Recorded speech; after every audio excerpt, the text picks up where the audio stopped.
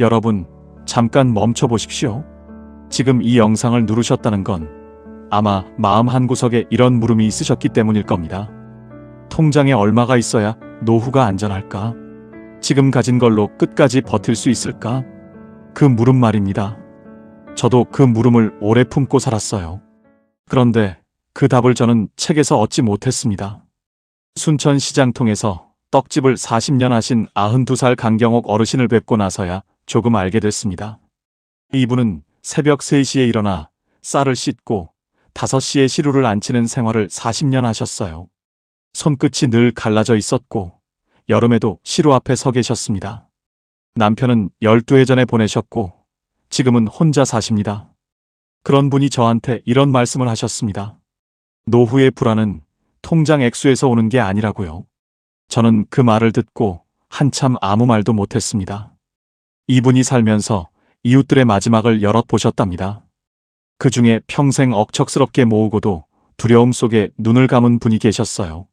그분은 마지막까지 자식들이 당신 재산을 넘본다고 의심하셨고 병상에서 혼자 통장을 꺼내 잔고를 세고 또 세셨답니다. 돈은 충분했는데 마음은 끝내 충분하지가 않았던 겁니다. 반대인 분도 계셨습니다. 형편이 넉넉하지 않은 분이었는데 늘 고요하셨어요.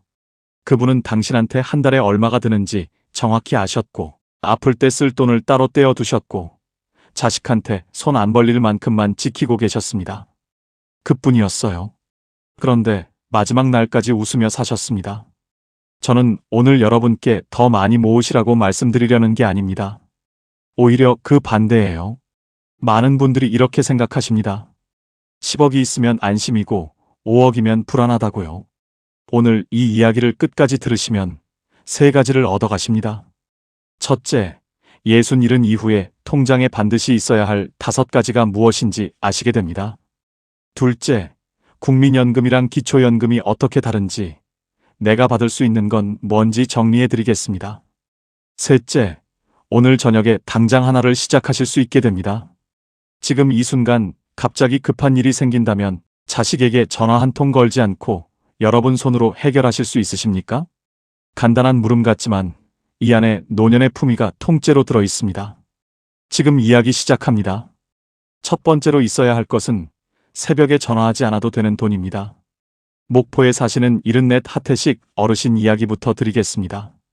이분은 철도 쪽에서 30년 넘게 일하시고 정년으로 나오신 분이에요. 딸 둘을 서울로 보내 공부시키셨고 은퇴하고는 텃밭 달린 작은 집에서 조용히 지내셨습니다. 겉으로 보기엔 걱정 하나 없어 보이는 분이었어요. 그런데 재작년 겨울 새벽에 오른쪽 배가 뒤틀리듯 아프셨답니다. 참다가 안 되겠어서 혼자 택시를 잡아 타고 응급실에 가셨어요. 담낭에 문제가 생겨서 당장 수술을 해야 한다고 했습니다. 접수 창구에서 필요한 금액을 듣고 태식 어르신이 복도로 나와 휴대전화를 여셨습니다. 큰딸 번호를 누르는데 손가락이 잘 안 움직이시더랍니다. 새벽 3시였어요. 신호가 4번 가고 딸이 받았습니다. 잠에서 막 깬 목소리였어요. 아버지? 왜요? 무슨 일이에요? 태식 어르신이 사정을 말씀하셨습니다. 그리고 그 다음에 짧은 침묵이 있었어요. 길지 않았습니다. 2, 3초쯤이었을 거예요. 딸이 놀라서 정신을 차리는 시간이었겠죠. 그런데 태식 어르신은 그 2, 3초 동안 평생 느껴보지 못한 감정을 느끼셨답니다. 딸은 곧바로 알겠다고 했습니다. 아침에 돈을 보내줬고 오후에는 기차를 타고 내려왔어요. 나무랄 데가 하나도 없는 딸입니다. 그런데 태식 어르신은 그 뒤로 딸 앞에서 예전처럼 웃지를 못하셨습니다. 그해 어버이날에 딸이 봉투를 하나 내밀었는데 그걸 못 받으셨어요. 예전 같으면 고맙다 하고 받으셨을 텐데 그날은 손이 무겁더랍니다. 딸은 아무 뜻 없이 준 건데 아버지 마음에는 그게 병원비랑 겹쳐 보였던 겁니다. 나중에 저한테 이런 말씀을 하셨어요. 나는 평생 남한테 아쉬운 소리 한 번 안 하고 살았는데 그 새벽에 내가 딸 눈에 얼마나 초라해 보였을까. 여러분, 이게 무서운 겁니다. 딸이 변한 것도 아니고 아버지가 삐친 것도 아닌데 두 사람 사이에 있던 균형이 그 2, 3초에 조용히 기울어버린 거예요. 그럼 얼마가 있어야 할까요? 오늘은 두루뭉술하게 넘어가지 않겠습니다. 계산법부터 말씀드리면 내가 한 달에 쓰는 돈의 6을 곱하시면 됩니다. 6달치예요. 그럼 그 6달치가 실제로 얼마쯤이냐? 국민연금연구원이 50세 이상 8,000명 넘는 분들께 물어본 조사가 있습니다. 혼자 사실 때 기본 생활을 하려면 한 달에 139만 원, 여행이나 취미까지 하시려면 197만 원이 필요하다고 답하셨어요. 부부시면 기본이 216만 원, 적정하게는 298만 원입니다. 이걸로 6달치를 계산해 보겠습니다. 혼자 사시는 분은 대략 800만 원에서 1200만 원 사이입니다. 부부시면 1300만 원에서 1800만 원 사이고요. 그게 무슨 의미인지 아십니까? 흔히 말하는 노후 자금 5억, 10억하고는 완전히 다른 숫자라는 뜻입니다. 이 정도면 저축이 아니라 준비예요. 오늘부터 매달 조금씩 넣으시면 몇 해 안에 닿는 금액입니다. 그리고 여기서 아주 중요한 게 있습니다. 매달 들어오는 연금이 있으시면 이 금액은 더 줄어듭니다. 왜냐하면 6달치라는 건 수입이 아예 끊겼을 때를 가정한 거거든요. 그런데 연금은 아파도 나오고 입원해도 나옵니다. 그러니 연금으로 생활비의 절반이 해결되는 분은 6달치의 절반만 있어도 충분해요.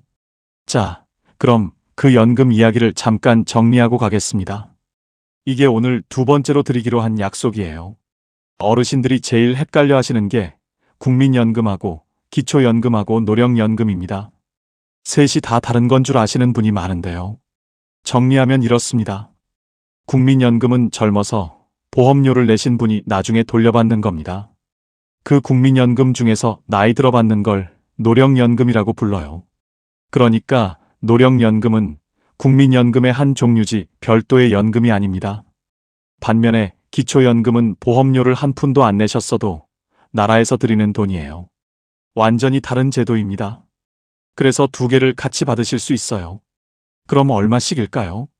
국민연금은 평균이 월 69만 8천 원 정도입니다. 다만 가입 기간이 짧으신 분까지 다 포함한 평균이라 20년 이상 꾸준히 내신 분은 100만 원을 훌쩍 넘기시는 경우도 많아요. 그리고 기초연금은 올해 기준으로 혼자 사시면 한 달에 최대 34만 9,700원입니다. 부부가 두 분 다 받으시면 각각 20%가 깎여서 합쳐서 55만 9,520원이 나옵니다. 여기서 꼭 말씀드리고 싶은 게 있습니다. 기초연금은 신청을 해야 나옵니다. 가만히 계시면 아무도 안 챙겨줘요. 올해 기준은 혼자 사시는 분이 소득으로 따진 금액이 월 247만 원 이하, 부부는 395만 2천 원 이하면 대상이 되십니다. 집이 있으셔도 됩니다. 부동산은 따로 계산해서 반영하고 공제도 해주거든요. 예전에 신청했다가 안 된다는 소리를 들으셨어도 다시 해보셔야 합니다. 기준이 해마다 올라가서 작년에 안 되던 분이 올해 되는 경우가 정말 많아요. 신청은 가까운 주민센터나 국민연금공단 지사에 가시면 되고, 거동이 불편하시면 전화로 요청하시면 직원이 집으로 찾아와 도와드립니다. 6달치를 모으는 것도 중요하지만 안 받고 계신 연금부터 챙기시는 게 훨씬 빠릅니다. 강경옥 어르신은 이 6달치를 아주 오래전부터 하고 계셨어요. 떡집 하실 때부터 장롱 밑에 봉투를 하나 두셨는데 겉에 이렇게 적어 두셨답니다. 손 벌리지 않을 돈. 저는 이 6글자가 참 좋았습니다. 자식에게 짐이 되지 않는 것. 그게 노년이 자식에게 줄 수 있는 가장 깊은 사랑이에요. 나는 괜찮다는 말은 마음이 넉넉해서 나오는 게 아닙니다. 손 벌리지 않을 돈이 있을 때 나옵니다. 두 번째로 있어야 할 것은 아플 때 쓸 돈을 따로 떼어놓는 것입니다. 앞에 것하고 뭐가 다르냐고 하실 수 있어요. 다릅니다. 앞에 것은 갑자기 생기는 일에 쓰는 돈이고, 이건 길게 가는 일에 쓰는 돈입니다. 청주에 사시는 77 노금네 어르신 이야기예요. 이분은 30년 동안 초등학교에서 아이들을 가르치신 분입니다. 퇴직하고도 동네 아이들한테 책 읽어주는 봉사를 오래 하셨어요. 교실 창가에서 아이들한테 시를 읽어주시던 목소리가 참 좋았다고 옛 제자들이 지금도 찾아온다고 합니다. 그런 분이 작년에 무릎 인공관절 수술을 받으시게 됐어요. 수술 전날 병실에서 동의서를 받으셨습니다. 간호사가 설명을 다 하고 서명하시라고 종이를 내밀었을 때 금내 어르신이 제일 먼저 하신 말이 뭐였는지 아십니까? 이거 얼마나 나와요? 평생 아이들한테 말을 가르치신 분이 수술 앞에서 제일 먼저 나온 말이 그거였습니다. 사람이 아프면 결국 다 같은 질문 앞에 서요. 그런데 그 질문이 입 밖으로 나오는 순간 이미 마음에는 겁이 반쯤 들어차 있는 겁니다. 만약 그 답이 이미 준비되어 있다면 어떨까요? 그 돈은 따로 있으니까 걱정 말고 수술이나 잘 받자. 이렇게 스스로한테 말할 수 있다면요. 겁이 절반은 줄어듭니다. 남은 절반은 수술 자체에 대한 겁이니 어쩔 수 없지만 돈 때문에 나는 겁은 미리 없앨 수 있어요. 이 통장은 얼마쯤 두시면 될까요? 우리나라는 건강보험이 잘 돼 있어서 웬만한 수술은 본인 부담이 생각보다 적습니다. 문제는 그 다음이에요. 입원해 있는 동안 간병하실 분을 쓰면 하루에 10만 원 안팎이 듭니다. 한 달이면 300만 원이 넘어요. 그리고 퇴원하고 나서 재활을 오래 하시면 그것도 쌓입니다. 그러니 수술비보다 그 뒤에 붙는 돈을 보셔야 합니다. 넉넉 잡아 2천만 원 정도를 목표로 두시면 마음이 놓이고 지금 형편이 안 되시면 500만 원부터 시작하셔도 괜찮아요. 중요한 건 액수보다 통장을 나누는 겁니다. 한 통장에 다 모아두면 마음이 자꾸 흔들려요. 이번 달이 좀 빠듯하니 여기서 쓸까? 손주 입학인데 여기서 줄까? 이렇게요. 사람 마음이 원래 그렇게 생겼습니다. 그런데 통장을 나눠두면 그 돈은 처음부터 성격이 다른 돈이 됩니다. 저축이 아니라 보험이 되는 거예요. 그런데 금리의 어르신이 왜 그렇게 겁을 내셨는지 나중에 알게 됐습니다. 무릎이 아프기 시작한 게 사실 3년 전이었답니다. 그런데 병원에 안 가셨어요. 파스 붙이고 참으셨습니다. 왜 안 가셨냐고 여쭤보니까 이러셨어요. 가면 큰 병 나올까봐 무섭고 돈 들까봐 무섭더라고. 그렇게 3년을 참다가 결국 수술까지 가신 겁니다. 이게 참 아이러니합니다. 돈이 아까워서 병원을 미루면 결국 더 큰 돈이 나가요. 그러니까 아플 때 쓸 돈을 따로 떼어두는 건 돈을 쓰기 위한 준비가 아니라 오히려 큰 돈을 안 쓰기 위한 준비인 셈입니다. 강경옥 어르신은 92이신데 지금도 해마다 건강검진을 받으십니다. 주변에서 그 나이에 무슨 검진이냐고 웃는데요. 그런데 이분 말씀이 이렇습니다. 일찍 알면 싸게 끝나요. 늦게 알면 비싸게 끝나고 몸을 아끼는 일하고 돈을 지키는 일이 결국 같은 뿔이라는 걸 이분은 진작 아셨던 겁니다. 그리고 이 통장에는 이름을 이렇게 붙여보시면 어떨까요? 내 존엄을 지키는 통장. 이 통장이 있으면 아플 때 치료를 받을지 말지를 돈으로 결정하지 않아도 되니까요. 세 번째로 있어야 할 것은 통장이 아니라 공책 한 권입니다. 조금 뜻밖이시죠? 그런데 저는 이게 5가지 중에 제일 힘이 세다고 생각합니다. 다시 강경옥 어르신 이야기예요. 이분 남편 되시는 분이 평생 작은 공책에 살림을 적으셨답니다.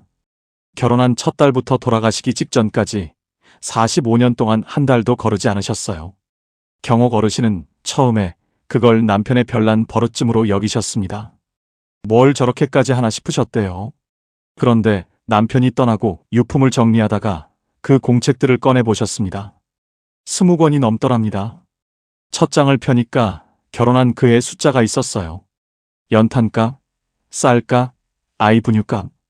그리고 어느 해 겨울 페이지 귀퉁이에 이렇게 적혀 있었답니다. 둘째가 홍역, 사흘밤 못잠. 또 어느 해 봄에는 이런 문장이 있었어요. 오늘 텔레비전 들여옴. 애들이 좋아함. 경옥 어르신이 그 공책을 넘기다가 우셨습니다. 남편은 돈을 적은 게 아니었어요. 두 사람이 같이 산 45년을 적어놓은 거였습니다. 그리고 그날 하나를 더 깨달으셨답니다. 이 사람이 왜 그렇게 흔들림이 없었는지요. 남편은 우리 집에 한 달에 얼마가 드는지 정확히 알고 있었던 겁니다. 아는 사람은 안 무섭거든요. 여기서 제가 좀 놀란 숫자를 하나 말씀드리겠습니다. 연금에 가입돼 계신 분들 가운데 86%가 본인이 나중에 얼마를 받게 되는지 모르고 계신다는 조사 결과가 있습니다. 10분 중에 8, 9분이에요. 그게 무슨 의미인지 아십니까? 우리는 노후가 불안하다고 하면서 정작 노후에 매달 들어올 돈이 얼마인지도 모르고 불안해하고 있다는 뜻입니다. 이건 정말 아까운 일이에요. 국민연금공단 홈페이지나 전화 한 통이면 5분 만에 확인되거든요. 내가 매달 얼마를 받게 되는지 알고 나면 앞에서 말씀드린 6달치가 얼마여야 하는지도 저절로 계산이 됩니다. 그러니 여러분, 지금 스스로에게 한번 물어보시겠습니까? 나는 한 달에 얼마를 쓰는가? 그리고 매달 들어오는 돈은 얼마인가? 이 두 숫자를 아시면 노후 계산은 끝난 겁니다. 대충 100만 원쯤 쓰겠지 하고 생각하고 계신다면 사실은 모르시는 거예요. 그리고 모르면 불안합니다. 불안의 진짜 원인은 돈이 적은 게 아니라 내 숫자를 모르는 겁니다. 억을 가지고 계셔도 지출을 모르면 밤에 잠이 안 오고 3천만 원밖에 없어도 지출을 아시면 잠이 옵니다. 마음의 평화는 잔액에서 오는 게 아니라 명료함에서 옵니다. 경옥 어르신은 남편이 가시고 나서 그 버릇을 이어받으셨습니다. 처음엔 귀찮으셨대요. 그런데 한 달이 지나니까 놀라운 일이 생기더랍니다. 새어나가던 돈이 눈에 보이기 시작한 거예요. 줄여도 되는 것과 절대 줄이면 안 되는 것이 딱 갈리더랍니다. 그리고 이런 말씀을 하셨습니다. 돈이 늘어서 편해진 게 아니고 알고 나니까 편해집디다. 오늘 저녁에 공책 한 권 사보시면 어떨까요? 비싼 가계부 필요 없습니다. 날짜하고 쓴 돈만 적으시면 돼요. 한 달만 해보시면 압니다. 네 번째로 있어야 할 것은 내 이름으로 끝까지 남겨두는 통장입니다. 이 이야기는 조금 조심스럽습니다. 오해하시면 안 되거든요. 김제에 사시는 78배성구 어르신 이야기예요. 이분은 젊어서 농기계 수리점을 하셨습니다. 아들 둘 딸 하나를 다 대학까지 보내신 걸 평생 자랑으로 여기시는 분이에요. 명절이면 마당에 천막을 치고 고기를 구우시던 넉넉한 분이었습니다. 그런데 몇 해 전에 이런 일을 하셨어요. 자식들을 다 불러놓고 당신 재산을 전부 알려주셨습니다. 통장에 얼마 있고 가게 자리는 어떻게 되고 보험은 뭐가 있고 숨기는 게 없어야 자식들하고 더 가까워질 거라고 믿으셨던 거예요.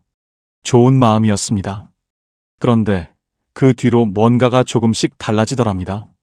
자식들 전화는 오히려 늘었어요. 명절에 오는 횟수도 늘었고요. 그런데 밥상에서 오가는 말이 달라졌습니다. 아버지, 그 돈은 그냥 두시면 손해예요. 요즘은 이런 데 넣어야 해요.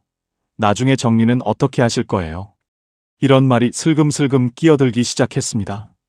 성구 어르신이 처음엔 눈치를 못 채셨대요. 그런데 어느 날 저녁에 문득 이런 생각이 드셨답니다. 얘들이 지금 나한테 온 건가? 내 통장한테 온 건가? 그날 밤에 잠을 못 주무셨답니다. 나중에 저한테 이러셨어요. 나는 그날 재산을 말한 게 아니라 내 무게를 내려놓은 거였어. 여기서 분명히 말씀드리고 싶습니다. 자식들이 나쁜 게 아닙니다. 사람은 누구나 자기 앞날에 민감해요. 그건 인간의 본래 모습입니다. 부모를 사랑하는 마음하고 부모 재산에 신경 쓰는 마음은 얼마든지 한 사람 안에 같이 있을 수 있어요. 그게 있다고 나쁜 자식이 되는 건 아닙니다. 다만 부모가 지혜로워야 합니다. 사랑하고 셈이 뒤섞이지 않게 선을 지켜드리는 게 부모 몫이에요. 그러니까 이건 자식을 의심하시라는 말이 절대 아닙니다. 전부 다 알리지 않아도 괜찮다는 말씀이에요. 얼마가 들어있는지는 중요하지 않습니다. 100만 원이어도 되고 500만 원이어도 됩니다. 중요한 건 그 통장이 있다는 사실 자체예요. 왜 중요하냐면요. 내 손으로 정할 수 있는 게 하나라도 남아있어야 사람이 안 무너지거든요. 경옥 어르신께 노후가 뭐냐고 여쭤봤을 때 이렇게 답하셨습니다. 내가 내 일을 내 손으로 정할 수 있는 기간이요. 그게 끝나면 노후가 끝나는 거예요. 저는 이 말이 오늘 이야기 전체를 관통한다고 생각합니다. 그 정할 수 있는 힘이 어디서 나오느냐면 아무도 손대지 않는 내 몫에서 나옵니다. 저는 이걸 등잔 심지에 비유하고 싶어요. 등잔은 겉에 기름이 다 말라 보여도 심지가 남아있으면 불이 완전히 꺼지지 않습니다. 노년의 이 통장이 딱 그 심지예요. 다른 게 다 흔들려도 이거 하나 있으면 완전히 무너지지는 않습니다. 그리고 한 가지만 더 말씀드리겠습니다. 살다 보면 이 통장 이야기를 누군가한테 털어놓고 싶어지는 순간이 반드시 옵니다. 제일 마음 통하는 자식한테 혹은 오래된 친구한테요. 그때는 한 박자만 쉬시면 좋겠어요. 말하는 순간부터 그건 더 이상 심지가 아니게 되니까요. 5번째로 있어야 할 것은 돈으로는 못 만드는 통장입니다. 저는 이걸 마음의 곡간이라고 부르고 싶어요. 강경옥 어르신 이야기로 돌아가겠습니다.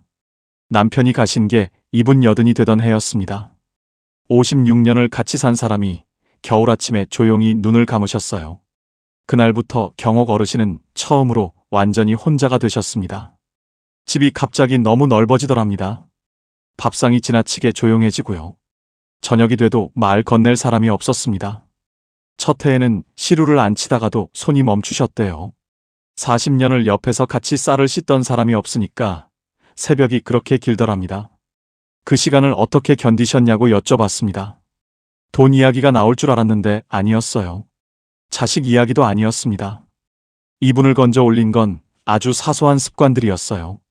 새벽 5시 반에 일어나는 것, 세수하고 머리 빗고 옷을 제대로 갖춰 입는 것, 골목을 따라 20분 걷는 것, 돌아와서 보리차 한 잔 마시며 신문을 한 면 읽는 것, 마당에 심어둔 상추에 물 주는 것, 저녁에 라디오에서 옛날 노래 들으며 하루를 접는 것. 이게 다입니다. 그런데 이 사소한 것들이 이분을 붙잡아줬어요. 경옥 어르신이 이렇게 말씀하셨습니다. 아침을 내가 정할 수 있으면 나머지 하루도 어떻게든 됩디다. 여러분, 노후에 제일 먼저 무너지는 게 뭔지 아십니까? 건강도 돈도 아닙니다. 하루의 짜임이에요. 일이 없어지고 자식들 독립하고 배우자까지 떠나고 나면 하루를 채울 이유가 없어집니다. 아침에 눈 뜨는 게 기쁨이 아니라 의무가 돼요. 그 순간부터 사람이 빠르게 늙습니다. 반대로 아침마다 해야 할 게 있는 사람은 잘 안 늙어요. 몸을 움직이고 햇빛을 쬐고 뭘 읽고 생각하는 이 단순한 것들이 머리를 계속 살아있게 만듭니다. 그리고 하나 더 있습니다. 사람이에요. 경옥 어르신은 넓은 인간관계보다 깊은 한두 사람이 훨씬 중요하다는 걸 늦게 아셨답니다. 이분에게는 어릴 때부터 같이 자란 친구가 한 분 계세요. 두 분이 일주일에 한 번씩 만나서 국밥 한 그릇 나눠 드시고 별것 아닌 얘기를 몇 시간씩 하십니다. 지난주에 무릎이 시큰했다. 텔레비전에 나온 그 사람이 누구더라. 이런 얘기예요. 그런데 그 시간이 어떤 보약보다 든든하시답니다. 100명의 아는 사람보다 새벽에 전화해도 받아주란 사람이 노년의 진짜 재산입니다. 돈 통장은 쓸수록 줄어들어요. 그런데 이곳과는 반대입니다. 좋은 생각을 할수록, 고마운 걸 찾을수록, 아침 습관을 지킬수록 오히려 채워집니다. 그리고 이곳간이 넉넉한 분은 돈 통장이 좀 부족해도 쉽게 안 흔들리세요. 법구경에 이런 말이 있습니다. 건강이 가장 큰 이익이고 만족이 가장 큰 재산이며 믿을 만한 사람이 가장 좋은 친척이라고요. 2500년 전에도 사람들은 알았던 겁니다. 몸과 만족과 사람, 이 세 가지가 결국 재산이라는 걸요. 자, 이제 정리해드리겠습니다. 오늘 말씀드린 5가지를 세시면서 지금 여러분에게 몇 개가 있는지 손가락으로 짚어보셔도 좋겠습니다. 하나, 새벽에 전화하지 않아도 되는 돈. 혼자 사시면 800만 원에서 1200만 원, 부부시면 1300만 원에서 1800만 원 사이입니다. 연금이 있으시면 더 적어도 됩니다. 둘, 아플 때 쓸 돈. 넉넉하게는 2000만 원, 시작은 500만 원부터도 괜찮습니다. 셋, 내 한 달 숫자를 아는 것. 나가는 돈과 들어오는 돈. 이 2개면 됩니다. 넷, 내 손으로 정할 수 있는 내 몫 하나. 액수는 상관없습니다. 5, 아침 습관과 사람 한둘. 이건 돈으로 못 삽니다. 몇 개나 있으십니까? 3개 이상이시면 여러분의 노후는 이미 꽤 단단한 겁니다. 하나도 없으셔도 괜찮아요. 오늘 알아차리신 것만으로 시작하신 거니까요. 그런데 이 5가지를 쭉 늘어놓고 보니 하나 보이는 게 있습니다. 큰 돈이 필요한 게 하나도 없어요. 셋째는 공책 한 권이고 5째는 아예 돈이 안 듭니다. 첫째하고 둘째도 억 단위가 아니라 1000만 원 단위예요. 우리가 그동안 5억이니 10억이니 하는 숫자에 눌려 있었는데 정작 노후의 평화를 만드는 건 이 정도 규모라는 겁니다. 처음에 그릇 이야기를 드렸죠. 쇼펜하우어가 재산을 바닷물에 비유한 적이 있습니다. 마실수록 더 목이 마르다고요. 우리는 흔히 이걸 욕심 많은 부자 이야기로만 듣습니다. 그런데 아니에요. 평생 열심히 모으신 분들한테도 똑같이 해당됩니다. 10억이 있어도 지출을 모르면 목이 마르고 3천만 원이 있어도 5가지를 갖추셨으면 목이 안 마릅니다. 그릇을 줄이라는 게 궁색하게 살라는 말이 아니에요. 바라는 걸 내 크기에 맞추면 담긴 게 그대로여도 삶이 넉넉해진다는 말입니다. 이제 처음에 약속드린 걸 갚아드릴 차례네요. 제가 경옥 어르신께 마지막으로 이렇게 여쭤봤습니다. 어르신, 그러면 통장에 얼마가 있어야 노후가 안 무섭습니까? 92해를 사신 분이 한참 생각하시더니 이렇게 말씀하셨어요. 얼마가 있어야 하는 게 아니고 얼마가 있는지 알아야 안 무서워요. 저는 이 말을 듣고 등이 서늘했습니다. 우리는 평생 얼마가 있어야 하나만 생각하며 살았거든요. 10억이면 될까? 5억이면 부족할까? 그런데 그게 아니었습니다. 내가 얼마를 가졌고, 한 달에 얼마를 쓰고, 매달 얼마가 들어오고, 아플 때 쓸 게 얼마인지, 그걸 아는 사람이 안 무서운 겁니다. 액수가 아니라 파악이에요. 그리고 파악은 오늘 저녁에 시작할 수 있습니다. 하태식 어르신은 그 뒤로 어떻게 되셨을까요? 지난 봄에 통장을 하나 새로 만드셨습니다. 6달치를 목표로 매달 조금씩 넣고 계세요. 아직 절반쯤 찼답니다. 그런데 이런 말씀을 하셨습니다. 절반밖에 안 찼는데 벌써 마음이 반은 편해졌어. 그리고 지난달에 딸이 내려왔을 때 처음으로 아버지가 딸한테 밥을 사셨답니다. 그동안은 그게 잘 안 되셨거든요. 계산을 하고 나오시는데 그렇게 후련하시더랍니다. 새벽 3시에 그 2, 3초를 되돌릴 수는 없습니다. 그런데 다음번 새벽은 바꿀 수 있어요. 여러분, 여기까지 오시느라 정말 고생 많으셨습니다. 자식들 먹이고 입히고 가르치느라 정작 본인 통장은 늘 뒷전이셨을 겁니다. 그렇게 사신 게 잘못된 게 아니에요.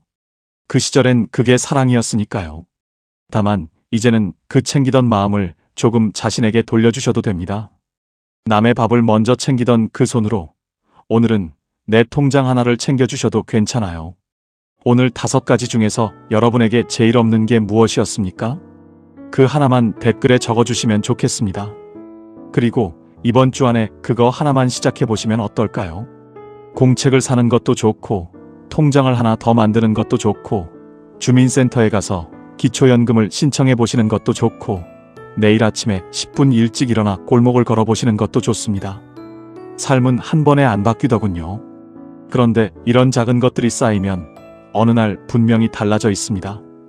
오늘도 끝까지 함께 해주셔서 진심으로 감사드립니다. 지금까지 황금노후였습니다. 여러분, 이렇게 믿고 살아오지 않으셨습니까? 자식 번듯하게 키워놓으면 노후는 저절로 편해진다.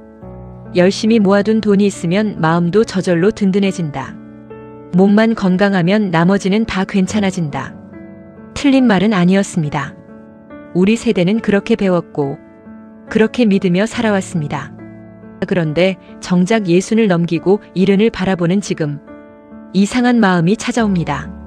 자식이 남부럽지 않게 잘 살고 있는데도 명절만 되면 마음 한구석이 헛헛합니다. 통장에 여윳돈이 있는데도 밤에 이유 없이 잠이 안 옵니다. 몸에 큰 병 하나 없는데도 하루하루가 유난히 길고 지루합니다. 나만 이런 건가? 내가 뭔가 잘못 살아온 건가? 하는 생각이 스칠 때마다 마음이 스산해지실 겁니다. 그런데 오늘 분명히 말씀드리겠습니다. 이건 여러분이 잘못 사신 게 아닙니다. 이건 여러분만 겪는 이야기도 아닙니다. 저도 이 이야기를 준비하면서 제 부모님을 떠올렸습니다. 그리고 몇 년 뒤에 제 모습도 떠올려 봤습니다. 솔직히 마음이 무거웠습니다. 여러분 주변을 한번 둘러보십시오. 비슷한 나이에 비슷한 형편인데도 유난히 얼굴이 편안해 보이는 분이 계실 겁니다. 반대로 자식도 성공했고 재산도 넉넉한데 유난히 표정이 어둡고 늘 불평이 많으신 분도 계실 겁니다. 그 차이가 어디서 오는지 궁금하지 않으셨습니까? 저는 이 질문에 대한 답을 찾다가 오늘 말씀드릴 6가지를 발견하게 됐어요. 처음엔 저도 반신반의했습니다. 그런데 자료를 들여다보고 실제 어르신들을 뵙고 나니 정말 그렇더라고요. 돈이나 자식보다 훨씬 더 근본적인 무언가가 있었습니다. 한국보건사회연구원이 지난해 65세 이상 어르신 3,000명을 대상으로 조사를 했습니다. 그 결과 노후 생활에 만족한다고 답한 분이 절반이 채 되지 않았습니다. 통장에 돈이 있어도 그렇습니다. 국민건강보험공단 자료를 보면 더 놀랍습니다. 70세 이상 어르신 중 정서적으로 안정되어 있다고 스스로 느끼는 분이 10명 중 4명에 불과했습니다. 10명 중 6명은 몸은 멀쩡한데 마음이 불안하다는 뜻입니다. 그런데 서울대 노년학 연구팀이 5년간 60세 이상 1200명을 추적한 결과가 있습니다. 특정 6가지 조건을 모두 갖춘 사람은 그렇지 않은 사람보다 노후 만족도가 2.3배 높았습니다. 이 숫자를 꼭 기억해 두세요. 자산의 많고 적음이 아니었습니다. 무엇을 가졌느냐가 아니라 어떻게 갖추고 사느냐의 차이였습니다. 그 차이가 무려 2.3배라는 게 무슨 의미인지 아십니까? 같은 나이 같은 형편이어도 누군가는 편안하게 웃고 누군가는 불안에 떨며 노후를 보낸다는 뜻입니다. 쇼펜하우어는 인생 후반의 행복은 밖에서 채워지는 것이 아니라 스스로 홀로 설 수 있는 능력에서 나온다고 했습니다. 소유가 많다고 행복한 것이 아니라 흔들리지 않는 내면을 가진 사람이 행복하다는 뜻입니다. 서울대 연구팀은 이 조사에서 한 가지 사실을 더 발견했습니다. 6가지 조건 중 단 하나도 갖추지 못한 그룹은 우울감을 느낀다고 답한 비율이 절반을 훌쩍 넘었어요. 반면 4가지 이상을 갖춘 그룹은 그 비율이 3배 가까이 낮았습니다. 이 차이는 나이나 학력이나 과거 직업과는 큰 상관이 없었어요. 오직 이 6가지를 얼마나 갖추었는가에 달려 있었습니다. 이 6가지 조건을 갖춘 어르신들을 실제로 뵈면 공통점이 하나 있습니다. 얼굴에 여유가 있습니다. 표정이 편안합니다. 반면 이 조건들을 갖추지 못한 채 나이만 드신 분들은 겉으로는 멀쩡해 보여도 대화를 나눠보면 어딘가 늘 초조하고 불안한 기색이 묻어납니다. 그렇다면 묻고 싶습니다. 60, 70을 넘기고도 정말 상팔자로 사는 사람은 도대체 무엇을 갖춘 사람일까요? 오늘은 그 6가지를 하나씩 아주 천천히 짚어드릴게요. 이 중 4가지만 해당되셔도 당신의 노후는 이미 상위권입니다. 자, 지금부터 이야기 시작합니다. 첫 번째 조건입니다. 자식에게 거는 기대를 내려놓은 사람입니다. 혹시 지금 자식 전화만 기다리고 계신가요? 벨소리가 울릴 때마다 혹시 내 아들인가 하고 가슴이 철렁하셨던 적 있으신가요? 대구에 사시는 69세 문영호 씨 이야기입니다. 젊어서 작은 공장을 운영하며 아들 둘을 키웠습니다. 큰아들은 대기업에 들어갔고요. 작은아들은 공무원이 되었습니다. 남들이 보면 자식 농사 참 잘 지었다는 소리를 듣는 집입니다. 그런데 문영호 씨는 몇 년 전까지 명절만 되면 마음이 무너졌다고 합니다. 전화 한 통 없다가 명절 이틀 전에야 연락이 오고 얼굴을 봐도 30분 만에 일어나는 아들들을 보며 서운함이 켜켜이 쌓였습니다. 밥상을 차려놓고 아들 내외가 온다는 시간보다 1시간 일찍부터 문 앞을 서성이던 자신의 모습이 지금 생각하면 처량했다고 하셨습니다. 내가 저것들 키우려고 얼마나 고생했는데 싶을 때마다 화가 났고 화를 낼수록 아들들은 더 멀어졌습니다. 명절이 끝나고 나면 며칠씩 우울했고 아내에게 괜히 짜증을 냈습니다. 그러던 어느 날 동네 목욕탕에서 오래 알고 지낸 친구가 이런 말을 했어요. 형호야, 자식은 우리 노후를 책임지라고 낳은 게 아니잖아. 기대를 내려놓으면 원망도 없어져. 그 말을 듣고 문영호 씨는 처음으로 곰곰이 생각해 보았습니다. 내가 아들에게 원한 것이 사랑이었는지 아니면 보상이었는지 말이에요. 그 뒤로 문영호 씨는 조금씩 달라졌습니다. 전화가 오면 반갑게 받고 안 와도 서운해하지 않으려 애썼습니다. 대신 아들에게 걸었던 기대를 자신의 하루에 걸기 시작했습니다. 아침 운동을 시작했고 동창 모임에도 나갔어요. 명절이 다가와도 예전처럼 마음이 조여오지 않았습니다. 온다면 반갑고 못 온다면 그런가 보다 하고 넘길 수 있게 되었습니다. 놀랍게도 기대를 내려놓자 아들들이 먼저 전화를 하기 시작했습니다. 큰아들은 얼마 전 아버지 요즘 얼굴이 편해 보이신다고 말했다고 합니다. 부담을 주지 않는 아버지에게 자식은 오히려 편하게 다가옵니다.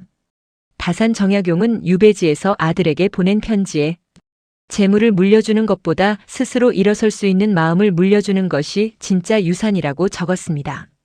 자식에게 기대를 걸지 않는 것이야말로 부모가 자식에게 줄 수 있는 가장 큰 유산입니다. 같은 동네에 사시는 또 다른 어르신은 문영호 씨와 정반대의 길을 걷고 계십니다. 자식들이 얼마나 벌고 얼마나 자주 오는지를 다른 집 자식들과 비교하며 늘 부족함을 느낍니다. 그 어르신을 뵐 때마다 얼굴에 그늘이 짙습니다. 기대가 크면 실망도 큽니다. 기대를 내려놓으면 관계가 가벼워지고 가벼운 관계는 오래갑니다. 여러분은 지금 자식에게 무엇을 기대하고 계십니까? 그 기대를 내려놓는 순간 무엇이 시작되는지 아십니까? 바로 여러분 자신의 인생입니다. 오늘부터 실천할 수 있는 아주 작은 방법 하나를 알려드릴게요. 자식에게 전화를 걸기 전에 스스로에게 딱 한 번 물어보십시오. 나는 지금 자식이 보고 싶은 걸까? 아니면 서운함을 확인하려는 걸까? 이 질문 하나만으로도 통화의 온도가 달라집니다. 기대 없이 건 전화는 목소리부터 다릅니다. 그 다른 목소리를 자식은 귀신같이 알아챕니다. 문영호 씨는 요즘 아침 운동 모임에서 만난 사람들에게 이 이야기를 종종 들려주신다고 합니다. 나처럼 기대에 갇혀 사는 사람이 있으면 안 되겠다는 마음에서예요. 두 번째 조건입니다. 혼자 있어도 무너지지 않는 사람입니다. 혹시 지금 혼자 밥 먹는 게 제일 힘드신가요? 숟가락을 들었다가도 마주 앉을 사람이 없어서 다시 내려놓으신 적 있으신가요? 강원도 춘천에 사시는 74세 오수님 여사님 이야기입니다. 남편을 보내고 혼자 사신 지 8년째입니다. 처음 몇 년은 정말 힘드셨다고 합니다. 아침에 눈을 뜨면 옆자리가 허전하고 밥을 차려도 마주 앉을 사람이 없었습니다. 텔레비전 소리를 크게 틀어놓아도 집안이 텅 빈 것처럼 느껴졌다고 하셨습니다. 자식들 집에 가서 며칠씩 지내보기도 했지만 며느리 눈치가 보이고 손주들은 학원 다니느라 바빴습니다. 오히려 자식 집에 있을 때 더 외로웠다고 하셨어요. 당신이 자식 집에 있는데 없는 것 같은 기분. 그 기분이 가장 힘들었다고 하셨습니다. 그러다 오수님 여사님이 결심을 하나 했어요. 남의 집에서 채우려 하지 말고 내 집에서 내 하루를 채우자. 아침엔 마당에 화초에 물을 주고 점심은 된장찌개를 끓여 천천히 드시고 오후엔 경로당에 나가 화분 가꾸기 모임에 참석하고 저녁엔 딸에게 짧게 전화 한 통. 처음엔 억지로 만든 루틴이었는데 2달쯤 지나자 이 시간이 기다려지기 시작했대요. 지금 제 인생에서 제일 저다운 시간인 것 같아요. 누구 눈치 볼 필요도 없고 제가 하고 싶은 걸 하면 되니까요. 오수님 여사님의 말씀입니다. 요즘은 화분 모임에서 만난 또래 친구들과 가끔 버스를 타고 근교로 나들이도 다녀오십니다. 처음엔 혼자 가는 여행을 상상도 못했는데 지금은 오히려 혼자만의 시간이 더 소중하게 느껴진다고 하셨어요. 오수님 여사님이 다니시는 경로당에는 반대의 경우도 있습니다. 자식집 근처로 이사까지 갔지만 하루 종일 자식 연락만 기다리며 텔레비전 앞에서 시간을 흘려보내는 어르신입니다. 물리적으로는 자식과 가까이 있지만 마음은 오히려 더 외로워 보인다고 오수님 여사님이 말씀하셨습니다. 혼자라는 상황은 바뀌지 않았지만 혼자를 대하는 마음이 바뀌었습니다. 그러자 혼자가 더 이상 외롭지 않게 되었습니다. 여러분 혼자 밥을 먹는 것이 두려우십니까? 그 두려움이 무엇을 의미하는지 아십니까? 아직 혼자 서는 법을 배우지 못했다는 뜻입니다. 혼자 있어도 하루가 채워지는 사람, 만나고 싶어서 만나는 사람, 그런 사람이 노후에 무너지지 않습니다. 오늘부터 시작해 보실 수 있는 작은 방법이 있습니다. 하루 중 딱 1시간만 온전히 나만을 위한 시간으로 정해 보십시오. 그 시간에는 텔레비전도 끄고 전화도 잠시 미뤄두고 오직 내가 좋아하는 것만 해보십시오. 차 한 잔이어도 좋고 오래된 사진첩을 넘기는 것이어도 좋습니다. 그 1시간이 쌓이면 혼자 있는 시간 전체가 달라집니다. 오수님 여사님은 요즘 이런 말씀을 하십니다. 예전엔 혼자라는 게 벌 받는 것 같았는데 지금은 혼자라서 가능한 것들이 참 많더라고요. 그 말 한마디에 8년이라는 시간이 담겨 있는 것 같았어요. 세 번째 조건입니다. 몸을 움직이는 습관을 가진 사람입니다. 혹시 지금 하루 종일 소파에서 텔레비전만 보고 계신가요?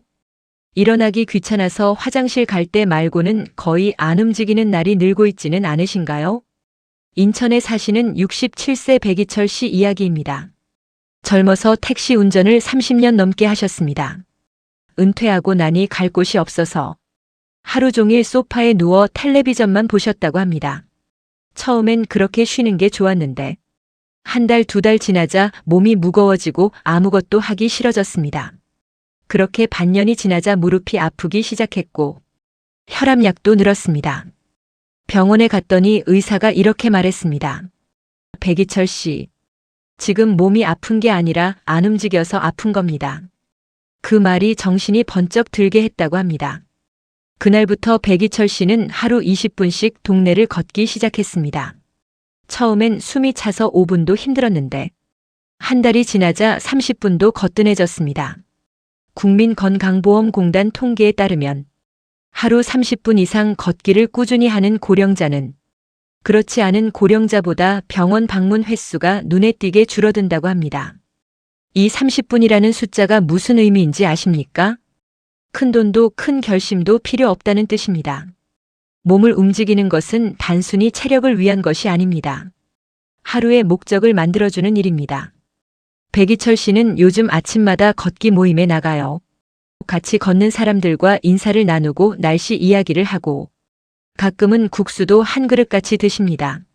몸이 움직이니 사람도 만나게 되고 사람을 만나니 마음도 움직였습니다. 무릎 상태도 처음보다 훨씬 좋아졌고 혈압약도 용량을 줄이셨다고 합니다. 완벽한 건강을 말씀드리는 게 아닙니다. 무릎이 좀 아파도 됩니다. 혈압약을 드셔도 됩니다. 백이철 씨의 옛 동료 한 분은 은퇴 후 계속 집에만 계시다가 몇 년 사이 걷는 것조차 힘들어지셨다고 합니다. 안 움직이니 근육이 빠지고 근육이 빠지니 더 움직이기 싫어지는 악순환이었습니다. 중요한 것은 혼자 화장실 갈 수 있고 혼자 밥 차려 먹을 수 있고 혼자 외출할 수 있는 그 기본을 지키려는 노력입니다. 그 노력을 멈추는 순간부터 노후는 급격히 무너집니다. 지금 당장 고쳐야 할 습관이 있다면 내일이 아니라 오늘부터 시작하십시오. 지금 계신 곳에서 현관문까지만 걸어가 보십시오. 그것만으로도 오늘의 걷기는 시작된 겁니다. 내일은 그 걸음을 10걸음만 더 늘려보십시오. 그렇게 하루하루 쌓인 걸음이 여러분의 노후를 지탱해 줍니다. 백이철 씨는 요즘 이런 말씀을 하십니다. 걷다 보니까 세상이 다시 보이더라고요. 집에만 있을 땐 몰랐는데 밖에 나가면 계절이 바뀌는 것도 보이고 사람들 사는 모습도 보이더라고요. 네 번째 조건입니다. 돈에 흔들리지 않는 사람입니다. 혹시 지금 통장 잔고를 볼 때마다 마음이 조마조마하신가요? 남들은 노후 자금을 2배, 3배 불렸다는데 나만 뒤처진 것 같아 불안하신가요? 경남 창원에 사시는 73세 서말순 여사님 이야기입니다. 젊어서부터 남편과 함께 작은 슈퍼를 운영하며 알뜰하게 사셨습니다. 큰 돈을 벌지는 못했지만 빚 없이 살았고 국민연금과 작은 임대 수입으로 매달 고정적인 돈이 들어왔습니다. 그리고 통장 한켠에 비상금 1,000만 원을 늘 남겨두셨습니다. 이 1,000만 원이라는 숫자가 무슨 의미인지 아십니까? 큰 돈이 아니라 갑자기 아플 때 자식에게 손 벌리지 않아도 된다는 안심의 크기입니다. 반면 같은 동네에 사시던 영달 씨는 이야기가 완전히 달랐습니다. 젊어서 사업 수완이 좋아서 남들보다 돈을 많이 만졌던 분입니다. 은퇴 후에도 그 습관을 버리지 못하고 지인이 소개한 투자처에 노후 자금을 넣었습니다. 처음엔 수익이 나는 것 같더니 얼마 못 가 반토막이 났고 다시 만회하려다 결국 빚까지 지게 되었습니다. 서말순 여사님은 적지만 매달 들어오는 돈이 있으니 마음이 편했고 영달 씨는 갚아야 할 돈이 있으니 아무리 벌어도 그 돈이 자기 돈 같지 않았습니다. 영달 씨는 요즘도 술을 드시면 그때 조금만 더 신중했더라면 하는 말씀을 하신다고 해요. 몸은 이미 예전 같지 않은데 마음은 여전히 돈을 벌어야 한다는 조급함에 쫓기고 계십니다. 노후의 평화는 수입의 크기가 아니라 빚의 유무에서 갈립니다. 서말순 여사님은 이렇게 말씀하셨습니다. 갑자기 아플 때 자식한테 손 벌리지 않아도 된다는 사실. 그거 하나가 제일 큰 위안이더라고요. 여러분 지금 빚이 있으신가요? 고정적으로 들어오는 돈이 있으신가요? 비상금이 있으신가요? 이 세 가지 중 두 가지만 해당되어도 여러분의 노후는 이미 꽤 단단한 겁니다. 여기서 한 가지 꼭 경고드리고 싶은 게 있습니다. 노후에 큰돈을 잃는 분들의 패턴은 거의 비슷합니다. 처음엔 작은 이익에 혹하고 그 다음엔 원금을 만회하려다 더 큰 돈을 넣고 결국 되돌릴 수 없는 지경까지 갑니다. 젊을 때 잃은 돈은 다시 벌 시간이 있지만 70이 넘어 잃은 돈은 다시 벌 시간이 없습니다. 혹시 지금 큰 수익을 약속하는 이야기를 듣고 계신다면 딱 하루만 결정을 미뤄보십시오. 좋은 기회는 하루 미룬다고 사라지지 않습니다. 서말순 여사님은 이런 말씀도 하셨어요. 남들 눈엔 답답해 보일지 몰라도 저는 이렇게 사는 게 훨씬 든든하더라고요. 소박해도 흔들리지 않는 삶, 그게 서말순 여사님의 노후였습니다. 5번째 조건입니다. 하루를 스스로 채우는 사람입니다. 혹시 지금 아침에 눈을 떠도 오늘 딱히 할 일이 없으신가요? 어제와 오늘이 똑같이 흘러가는 것 같아 허무하신 적 있으신가요? 대전에 사시는 71세 강윤재 씨 이야기입니다. 은퇴하고 처음 반년은 정말 무기력하게 지내셨다고 합니다. 아침에 일어나도 오늘 뭘 해야 할지 몰랐고 밤에 누우면 오늘 하루 뭐 했나 하는 공허함이 밀려왔습니다. 주변에서 뭐라도 배우라고 해서 서예도 배워보고 등산 모임도 나가봤는데 어울리는 것 자체가 오히려 피곤했다고 합니다. 그러던 중 딸이 이런 말을 했어요. 아버지, 남들 하는 거 따라 하실 필요 없어요. 아버지가 좋아하시는 작은 거 딱 하나만 찾아보세요. 그렇게 강윤재 씨가 시작한 게 3가지였어요. 아침마다 30분 산책, 하루 한 줄 일기, 일주일에 한 번 옛 동료에게 전화. 이 3가지가 생기자 아침에 눈 뜨는 이유가 생겼습니다. 1년이 지난 지금 강윤재 씨의 일기장은 3권째입니다. 이 3권이라는 숫자가 무슨 의미인지 아십니까? 하루하루를 허투루 보내지 않았다는 증거입니다. 딸이 그 일기를 읽고 아버지 이거 책으로 내셔도 되겠다고 했대요. 강윤재 씨는 그 말을 듣고 처음으로 은퇴 후에 눈물이 났다고 하셨어요. 내가 아직도 뭔가를 남길 수 있는 사람이구나 하는 생각에요. 강윤재 씨와 함께 은퇴한 동료 한 분은 아직도 아침에 눈을 뜨면 오늘 뭘 해야 하나 막막하다고 하십니다. 특별히 아픈 곳도 없고 돈 걱정도 크게 없는데 하루하루가 길고 지루하다고 하셨습니다. 그 차이는 결국 하루를 채우는 작은 루틴이 있느냐 없느냐였습니다. 노후의 가장 큰 적은 가난이 아닙니다. 무료함입니다. 오늘 감사한 일 딱 한 가지만 적어보십시오. 그 한 줄이 무슨 의미인지 아십니까? 내일도 살아갈 이유가 된다는 뜻입니다. 강윤재 씨는 요즘 일기를 쓰다가 문득 예전 동료에게 전화를 걸어 이번 주엔 무슨 일 있었냐고 먼저 물어보는 사람이 되었습니다. 예전엔 누가 먼저 연락해주기만 기다렸는데 지금은 자신이 먼저 다가가는 사람이 되었다고 하셨어요. 6번째 조건입니다. 지금 가진 것을 지키는 사람입니다. 혹시 지금도 남들보다 더 크게 더 많이 가져야 한다는 조급함이 남아있으신가요? 전남 순천에 사시는 76세 조갑수 씨 이야기입니다. 젊어서부터 늘 더 크게 더 많이를 좇으며 살아온 분입니다. 사업을 몇 번 확장했고 은퇴 후에도 그 습관을 버리지 못했어요. 주변에서 좋다는 땅, 좋다는 주식, 지인이 권하는 사업 이야기가 들리면 한 번만 더 크게 해보자는 마음이 들었다고 합니다. 그러다 몇 년 사이 적지 않은 돈을 잃었고 그 과정에서 건강도 상하고 아내와의 사이도 서먹해졌습니다. 결국 스트레스로 몸까지 상해서 병원에 입원하게 되었습니다. 병원 침대에 누워있던 어느 날 조갑수 씨는 문득 이런 생각이 들었다고 합니다. 내가 지켜야 했던 건 더 버는 것이 아니라 지금 가진 것을 잃지 않는 것이었구나. 퇴원 후 조갑수 씨는 작은 텃밭이 있는 지금의 집으로 돌아와 상추와 고추를 키우고 동네 경로당에서 장기를 두는 소박한 일상으로 돌아갔습니다. 많지 않지만 잃는 것도 없으니 마음이 편하다고 하셨어요. 젊을 때는 더 가지려고 달렸는데 지금은 잃지 않으려고 조심합니다. 그게 훨씬 마음이 편해요. 조갑수 씨의 말입니다. 아내와의 사이도 다시 예전처럼 좋아졌다고 합니다. 조갑수 씨가 병원에서 만난 한 환자는 여든이 다 되어서도 새로운 사업 이야기에 눈을 반짝이며 퇴원하면 이번엔 진짜 크게 한번 해보겠다고 말씀하셨다고 해요. 조갑수 씨는 그 모습에서 몇 년 전 자신의 모습을 봤다며 씁쓸하게 웃으셨습니다. 더하는 삶에서 지키는 삶으로 그 전환이 노후를 바꿉니다. 노후는 무언가를 새로 이루는 시간이 아니라 지금까지 지켜온 것을 잃지 않는 시간이에요. 조갑수 씨는 요즘 텃밭에서 캔 상추 한 봉지를 이웃에게 나눠주며 이렇게 말씀하신다고 합니다. 예전엔 돈 버는 재미로 살았는데 요즘은 나눠주는 재미로 산다고요. 자, 지금까지 6가지 조건을 말씀드렸습니다. 첫째, 자식에게 거는 기대를 내려놓으셨습니까? 둘째, 혼자 있어도 하루가 채워지십니까? 셋째, 몸을 움직이는 습관이 있으십니까? 넷째, 빚 없이 고정 수입과 비상금을 갖고 계십니까? 다섯째, 작은 루틴으로 하루를 스스로 채우고 계십니까? 여섯째, 더 갖기보다 지금 가진 것을 지키려 하십니까? 4가지 이상 해당되신다면 여러분의 노후는 이미 상위권입니다. 2-3가지만 해당되어도 걱정하지 않으셔도 돼요. 알아차렸다는 것만으로 이미 절반은 온 겁니다. 처음에 말씀드린 2.3배라는 숫자를 기억하십니까? 이 6가지를 갖춘 사람이 그렇지 않은 사람보다 노후 만족도가 2.3배 높다는 그 숫자입니다.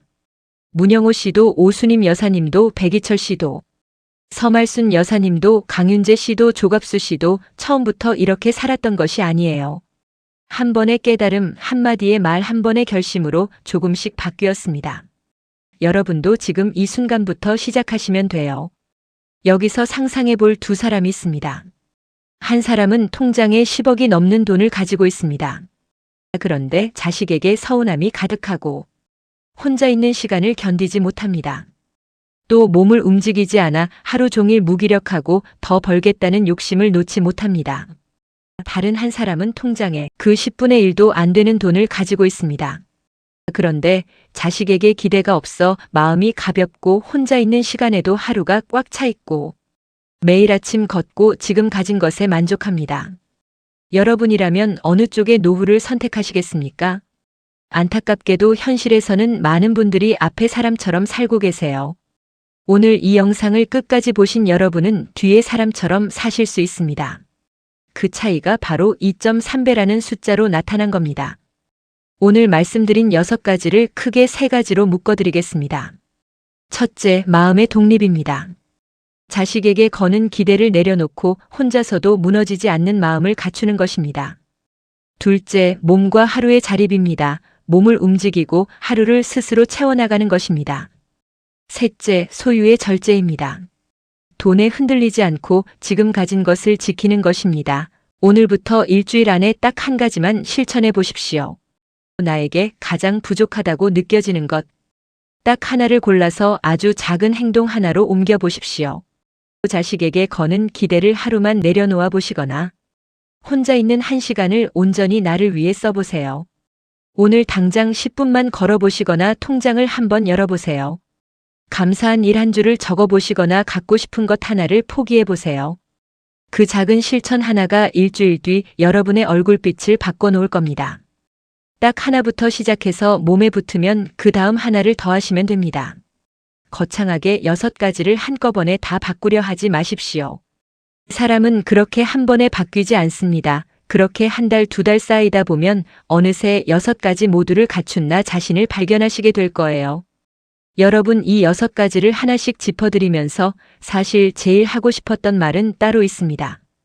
여러분은 평생 이 6가지의 반대로 사는 것을 미덕이라 배우셨습니다. 자식에게 기대를 거는 것이 사랑이라 배우셨고 몸이 아파도 참는 것이 어른이라 배우셨습니다. 돈을 나에게 쓰기보다 자식에게 물려주는 것이 부모의 역할이라 배우셨습니다. 그렇게 평생 여러분 자신은 늘 맨 뒤에 두고 사셨습니다. 새벽같이 일어나 도시락을 싸고 늦은 밤까지 일하고 명절이면 음식 장만에 손이 부르트고 힘들다는 말 한마디 꺼내면 유난스럽다는 소리를 들을까봐 속으로 삼키셨던 시간들이었습니다. 누구에게도 힘들다는 말 한마디 제대로 못하시고 묵묵히 견뎌오신 세월이었습니다. 그 긴 시간을 버텨오신 것만으로도 이미 충분히 잘 살아오신 겁니다. 그런데 오늘 말씀드린 6가지를 가만히 들여다보시면 결국 하나로 모아집니다. 이제는 나를 위해 살아도 된다는 허락입니다. 기대를 내려놓는 것도 나를 위한 것이고 혼자 있는 시간을 채우는 것도 나를 위한 것이고 몸을 움직이는 것도 나를 위한 것입니다. 돈을 지키는 것도 하루를 스스로 채우는 것도 가진 것을 지키는 것도 결국 다 나를 위한 것입니다. 평생 남을 먼저 챙기며 사셨던 여러분이기에 이 6가지는 이기적인 것이 아니라 마땅히 누리셔야 할 자격입니다. 거창한 것부터 시작하지 않으셔도 됩니다. 아침에 창문을 열었을 때 들어오는 햇살 한 줄기, 따뜻한 차 한 잔을 마시며 잠깐 멍하니 있는 시간, 마당에 핀 작은 꽃 한 송이를 들여다보는 시간. 그 작은 순간에서부터 이 6가지는 하나씩 채워지기 시작합니다. 오늘 하루가 조금 힘드셨더라도 내일은 오늘보다 분명히 더 따뜻할 겁니다. 그리고 그 따뜻함의 차이가 바로 처음에 말씀드린 2.3배라는 숫자입니다. 여러분이 오늘 이 영상을 끝까지 봐주신 것 자체가 이미 그 2.3배 쪽으로 한 걸음 다가가신 거예요. 여러분은 이 6가지 중 몇 가지나 해당되시나요? 여러분이 겪으신 노후의 고민, 여러분만의 작은 루틴 무엇이든 좋으니 댓글로 남겨주십시오. 서로의 이야기가 서로에게 위로가 됩니다. 이 채널은 거창한 성공 이야기를 하지 않아요.